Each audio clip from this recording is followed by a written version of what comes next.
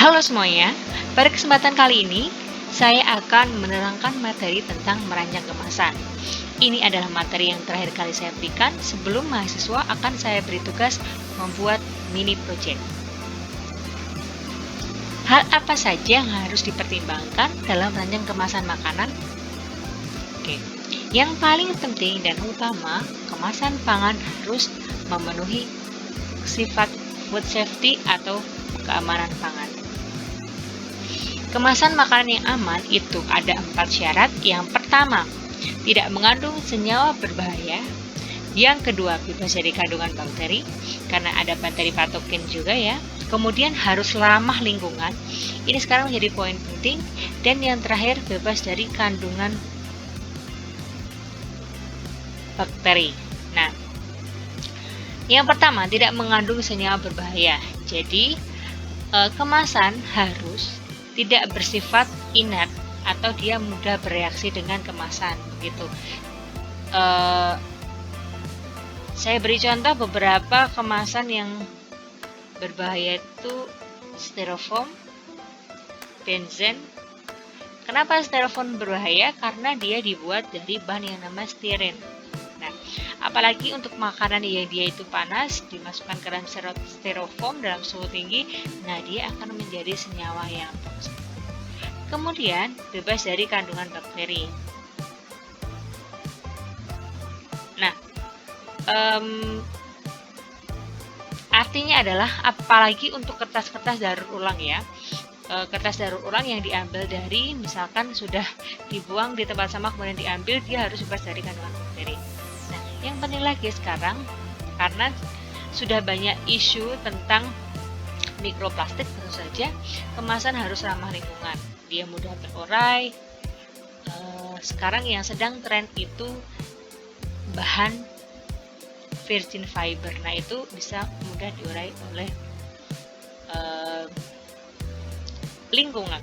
Nah, ini ada satu syarat lagi yang hampir mirip dengan yang di atas. Bebas dari kandungan bakteri. Nah, maksudnya apa? Maksudnya material ini harus memenuhi syarat untuk memproduksi perlengkapan makanan.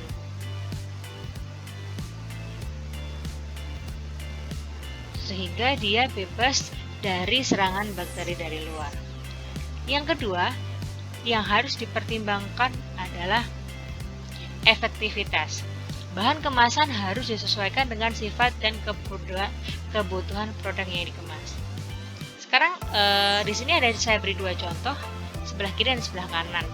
Sebelah kiri teh botol. Teh botol ini dia banyak dikonsumsi semua usia, tapi masih legend untuk usia dewasa ke atas itu ya. Nah, teh botol sengaja dibuat seperti ini karena dia disesuaikan dengan sifat dan kebutuhan produk yang dikemas.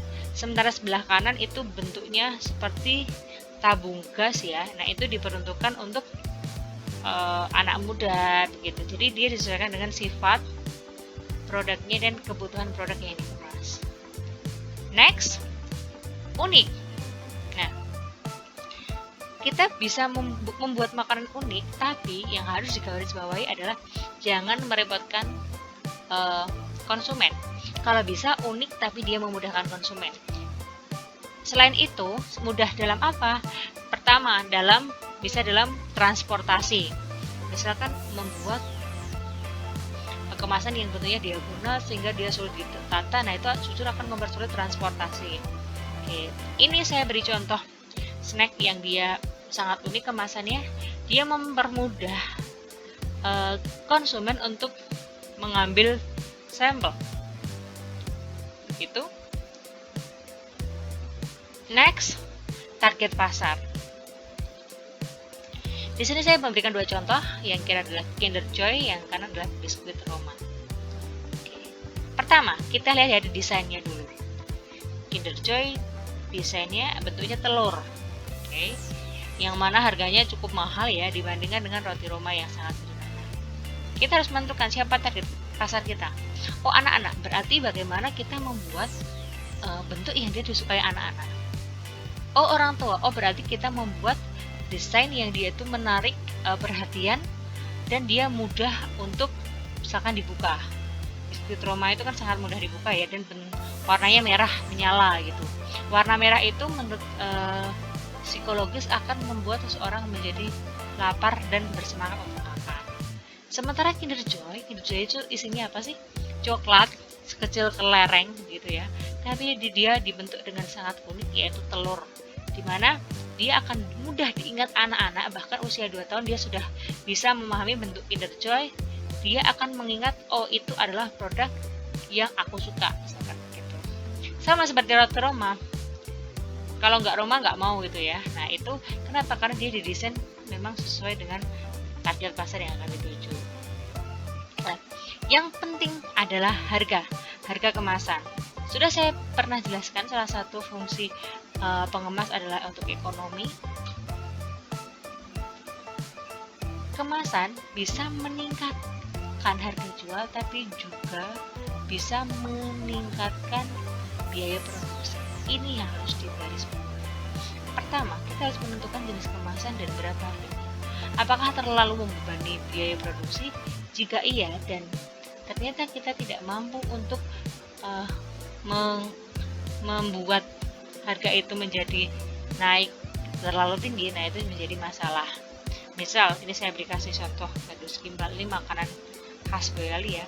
Gardus gimbal itu sebelah kiri ketika tanpa kemasan dia dijual satu bijinya 1.500. Kalau dengan kemasan satu bijinya 1.700. Masih masuk akal ya. Tapi ada juga produk yang mana packagingnya lebih mahal daripada produknya. Nah ini yang saya tekankan tadi, bahwa harga harus diperhatikan, karena harga memang bisa menaikkan nilai jual, tapi mempengaruhi biaya produksi. Yang baik yang bagaimana? Harga yang murah, unik, dia bisa mempengaruhi harga jual, tapi tidak terlalu memberatkan biaya produksi. Nah ini yang penting juga, menarik. Ada dua gambar di sini. Sebelah kiri dan sebelah kanan sama-sama sandwich.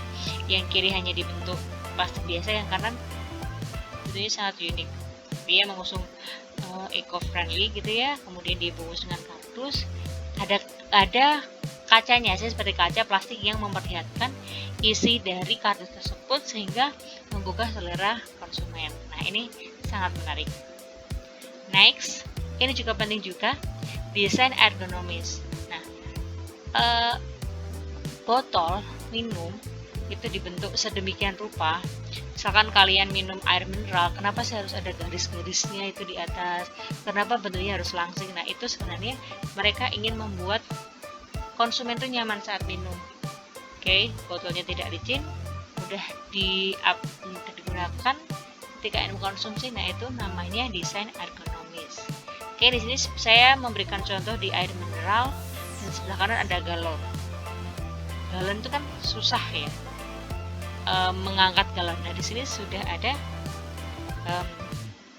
produk yang mana dia itu mempermudah dalam mengangkat galon, yaitu diberikan bagian untuk mengangkat. Nah itu adalah desain ergonomis. Next, tadi ada unik, ada menarik. Yang tidak kalah penting juga adalah faktor keindahan. Nah, unik, menarik, dan faktor keindahan ini adalah suatu campuran yang tidak bisa dipisahkan satu sama lain. Yang pertama, gambar kemasan harus menggugah selera dengan menggambarkan kelezatan dan kesegaran produk melalui perwalian warna, logo, huruf, dan atribut. Jika kalian perhatikan lebih mendetail, produk-produk makanan, terutama makanan cepat saji, pasti mereka menggunakan dua warna, yaitu merah dan kuning. Ya, merah dan kuning. Kenapa sih Bu merah dan kuning? Memang secara psikologis merah dan kuning itu membuat seseorang itu memiliki rasa atau keinginan makan lebih besar. Nah, warna memang mengaruhi psikologis ya. Jadi misalkan warna warnanya hingga hijau sih. Nah kalau hijau ini dia identik dengan minum gitu ya. Jadi kalau makanan mereka akan lebih memilih warna merah. Nah ini adalah halaman yang bisa kalian akses untuk melihat desain-desain kemasan yang baik, kemudian apa saja yang harus diperhatikan dalam merancang kemasan. Nah, next pertemuan selanjutnya saya akan memberikan tugas tentang merancang kemasan tidak hanya sampai desain tapi sampai menjadi kemasan jadi. Oke, kalau begitu materi ini saya cukupkan. Selamat dipelajari. Terima kasih.